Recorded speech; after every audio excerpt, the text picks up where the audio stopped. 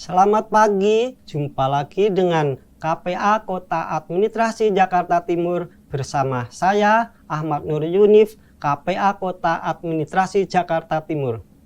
Kita jumpa dalam acara podcast dengan tema bergerak bersama komunitas Akhiri AIDS 2030 bersama dengan narasumber kita Bapak Ovi.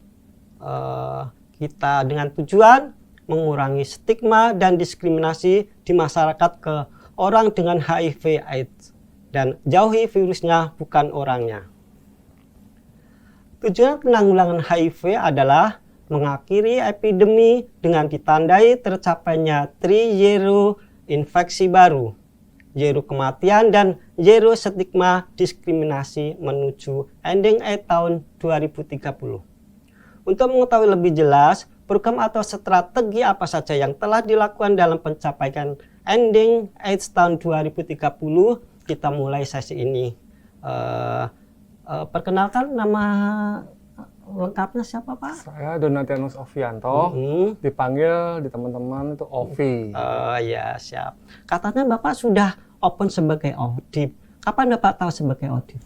Saya sakit 2007, tapi saya baru dikasih tahu ODIP-nya itu 2 tahun setelahnya, 2009. Oh iya. Waktu mengetahui Bapak mengidap virus HIV, gejolak batin apa yang Bapak rasakan saat itu? Ya semua tetap menyangkal ya, menyangkal dan iya. Kenapa bisa kena gitu. Setelah manajer kasus HIV itu di rumah sakit tuh ngasih tahu, coba di track 5 tahun ke belakang. Akhirnya saya pikir-pikir, ternyata memang ada yang aneh di 5 tahun ke belakang itu, yang bisa terkena HIV. Iya. Pengalaman itu pahit, bagaimana cara Bapak menyelesaikannya? Mungkin dari 2007 saya minum berupa pil ya, jadi saya nggak tahu itu obat apa gitu. Tapi 2009 itu udah tahu itu obat HIV. Tadinya saya menolak, tapi karena ibu saya keras, ibu saya kebetulan militer, jadi harus diliatin, dipelototin, dan segalanya saya telan. Saya minum. Tapi juga ada riak-riaknya, udah bosan, udah itu macam-macam ada. Gitu ya. Bapak itu kan mengidap HIV itu sebelum nikah atau sudah nikah? Saya HIV 2007, jadi belum nikah. Saya nikah baru 2011. Jadi udah jelas undetect. Jadi karena undetect di 2010, saya udah mulai cari-cari istri di 2010. 2011 baru ketemu, jadi baru nikah. Itu Bapak mau nyari istri tuh, itu calon istrinya tahu nggak Bapak? Oh, dari 2010 itu kalau setiap cari pacar tuh selalu saya ngomong. Akhirnya dia pergi, nggak mau. Terus keduanya saya ngomong, dianya mau, keluarga nggak mau. Nah, yang ketiga ini ngomong mau, karena juga dia mempunyai anak 2 orang. Jadi saling menerima ya. Dia terima sakit, saya terima apa adanya gitu. Jadi berjalan. Gitu ya, Pak ya. Selaras. Iya. Bapak kan sudah mempunyai istri dan anak. Bisa ceritakan kehidupan Bapak sebagai suami dan ayah dari anak-anak saat ini? Saat ini kebetulan sudah tahu karena anak dari istri itu udah kuliah, jadi dia dari SMP kelas 3 sudah tahu bapaknya sakit. Nah, adiknya itu juga dari suaminya yang lama sudah tahu dari dia SD kelas 4, karena tahunya saya setiap bunyi alarm saya minum obat. Anak kandung saya dari umur 2 tahun, 5 tahun kan diperiksa darah. Itu umur 6 tahun, 7 tahun dia udah tahu, tapi dia baru tahu vitamin. Karena setiap minum alarm bunyi saya minum. Tapi minum apa? Vitamin gitu. Jadi taunya vitamin sampai sekarang gitu. Jadi udah aman karena anak dari hasil saya pribadi sudah dicek, istri dicek, semuanya. Gitu. Pernah mengalami reaksi mereka yang paling gimana gitu reaksi mereka? Ya faktor berhubungan intimnya agak ini lah. Sedikit susah ya. Ya segitulah. Rayuannya mungkin sebulan 2 bulan baru mau gitu. Karena ya stigma kan orang mau sehat pakai kondom gitu. Sedangkan dia nggak mau pakai kondom gitu. Ya, agak pelan-pelan rayunya ya. Begitu juga ya. Tapi kan ada keluarga besar tuh, relasi hubungan Bapak dengan keluarga besar di Bapak dan masyarakat itu gimana tuh? Keluarga besar otomatis udah tahu dari awal, saya belum tahu karena saya koma. Jadi 2006 itu perut saya sakit, belendung, diperiksain, nyata bukan langsung tes darah. Di tahap itu nggak langsung tes darah ya, diobatin dulu 2006. Nyatanya infeksi lambung, jadi di CT scan tuh lambungnya berenang. Nah 2007 saya lagi BAB, blank, nggak inget apa-apa. Dibawa ke rumah sakit yang sama, dokternya sama, baru udah darah di otak-atik. Baru ketahuan, saya bangun, kata ibu saya sih 2 minggu saya koma. Bangun, terus di rumah ya disodorin obat. Turun dari lantai 2 ke bawah, anak buah ibu saya naik. Itu jadi nggak tahu 2007 sampai 2009 nggak tahu obat apa itu. Jadi ibu saya lebih tahu dari saya sebenarnya. Tapi Bapak sering itu curhat kepada istri, kepada orang tua. Terus untuk kepercayaan laki curhatnya kepada siapa lagi tuh? Curhat lain kan nggak pernah ya. Enggak. Sejak dulu aku di perusahaan swasta nggak pernah curhat ke temen. Minum obat pun saya ngumpet-ngumpet. Iya. Nah, sejak saya kerja sekarang ini, kebetulan di pendampingan, banyak bisa curhat. Malah kebanyakan saya mengeluh, malah kadang-kadang ke dampingan saya. Karena mungkin dia lebih respect ya.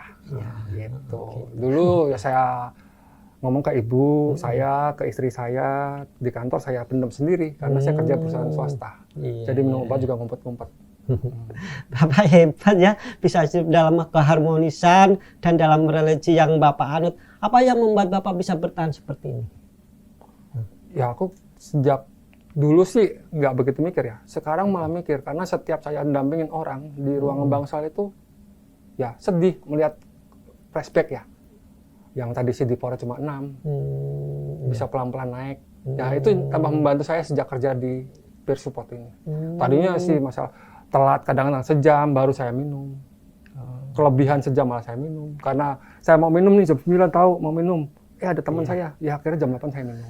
Ya karena apa ya, nggak ada lihat flashback saya gitu aja. Siap. Itu dukungan apa yang Bapak perlukan dari masyarakat sekitar untuk dapat menjalani hidup Bapak itu ke depan lebih tenang lagi, gimana itu dukungan dari itu harus masyarakatnya? Jauhi sakitnya bukan jauhi orangnya ya. Saya pernah ada kunjungan rumah. Nah orangnya itu diasingkan sama keluarganya. Akhirnya kebetulan dia jiwa ya, ada jiwa ya dikit. Diasingkan dan dikunci pintunya. Akhirnya saya ngomong dari hati ke hati dengan nunjukin bahwa saya pernah ARP. Kebetulan ibu saya tentara, ini tentara bla bla bla. Nggak tahu gimana. Pas kunjungan berikutnya dua bulan setelah itu sudah bisa keluar dari kamar itu. Jadi mungkin dia karena takut HIV-nya atau takut jiwanya saya kurang paham ya. Tapi diasingkan seperti itu. Kayak sempat ada sendoknya dikasih nama gitu, seperti itu. Jadi spirit awal saya membuka diri itu mungkin bisa melihat orang bisa nerima anaknya atau gimana. Kalau menurut Bapak bagaimana peran dari pemerintah dalam upaya penanggulangan HIV/AIDS ini? Pemerintah sih bagus ya. Sekarang apa-apa udah dipermudah ya. Apalagi udah terdata di NIK ya. Jadi orang nggak kontrol pun saya bisa ketemu gitu loh. Karena udah terdata. Zaman saya 2007 namanya di mana, KTP di mana nggak ketemu. Dan kadang-kadang orang kelayanan itu nggak nunjukin KTP.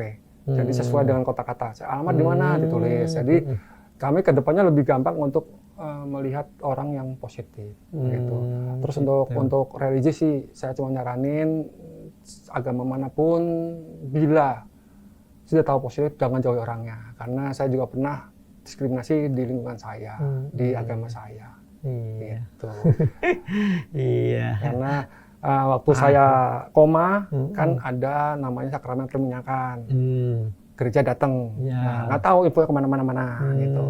Setelah saya sembuh, saya mau mengabdi lah dengan umat, kayak membagikan hosti gitu kan, ditolak. Alasan kamu nggak sehat. Nah itulah sistem seperti itu. Bapak ini Katolik yang taat ya ternyata ya.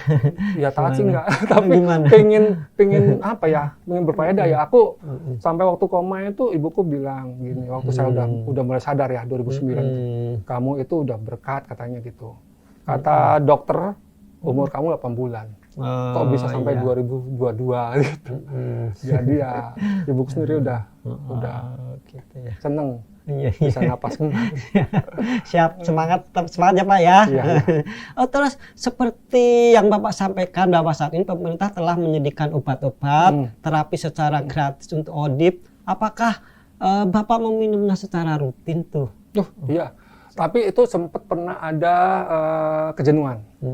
Jadi saya minum obat 2007, 2009 baru tahu. Nah, 2009 ke 6 tahun sesudahnya itu saya merasa sehat. Saya tetap kontrol. Saya tetap kontrol, tapi nggak saya minum. Asli nggak saya minum. Saya takutnya kalau nggak saya kontrol, nanti terdata di rumah sakit telepon saya. Keganggu, kan takutnya gitu. Jadi tetap kontrol, obatnya saya nggak minum. Lah, tak dilalah kok batuk. Batuk, saya ke rumah sakit, bukan tempat ARV. Karena saya nggak mau diutak-atik kan ARV. Jadi ke rumah sakit swasta beda. Dikasih obat 4 hari nggak sembuh. Akhirnya saya kontrol lagi ke penyakit dalam. Dikasih obat lagi, mungkin dosis lebih naik, tetapi di rumah saya minum ARV-nya. Itu sembuh sendiri. Jadi situ kapok ya. Jadi dibilang itu benar sih. Imun itu turun terus jadi gampang sakit. Tapi sejak rutin ini kan setiap tahun ada CD4. CD4 semakin tingkat jadi susah, flu, susah batuk. Benar itu. Jadi yang buat yang nggak rajin-rajin minum, udahlah omongan orang nggak usah dipikirin lah. Enak kok minum itu, nggak kena batuk. Rutin ya Pak ya minumnya. Kan Bapak minum secara rutin tuh. Pengalaman apa yang bisa Bapak sampaikan pada ODIP lainnya yang belum mau minum agar mau minum ARV secara rutin seperti Bapak itu gimana tuh? Ya itu emang pengalaman hidup ya. Ya itu tadi saya sempat bosan karena merasa sehat. Jadi saya ambil obat nggak minum, akibatnya saya batuk. Itu baru masih untung dikasih batuk. Kalau orang lain kan tergantung. Kalau dia nggak minum, imunnya lebih rendah, bisa langsung dari TBC, bisa jadi langsung tokso. Jadi saya cuma membuka diri aja pengalaman saya gitu.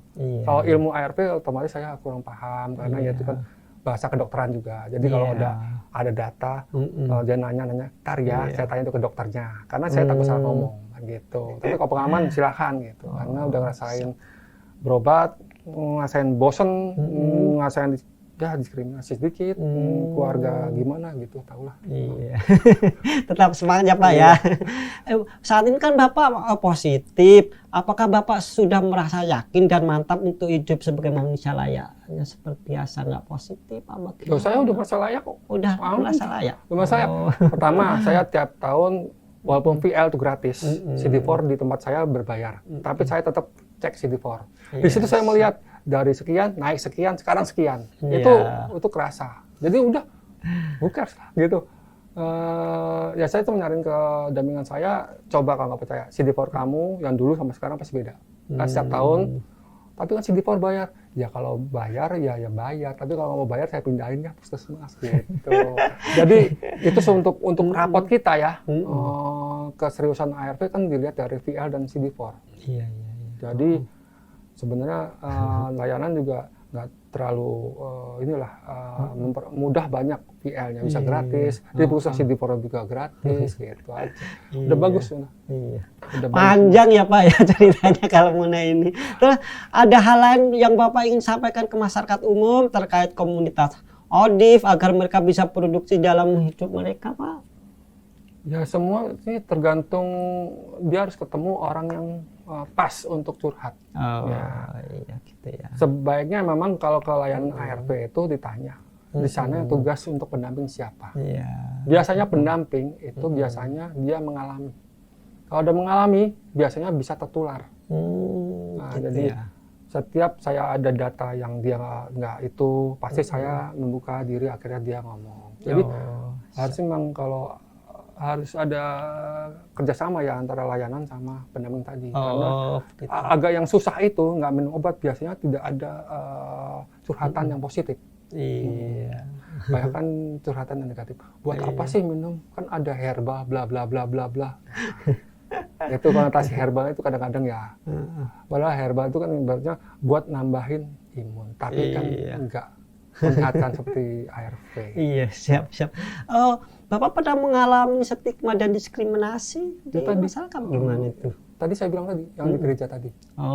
Seperti itu. Jadi ya itu saya udah merasa sehat, tapi karena beliau kelas-kelas manajemen di gereja itu tahu saya pernah perminyakan, tahu data saya sakit itu.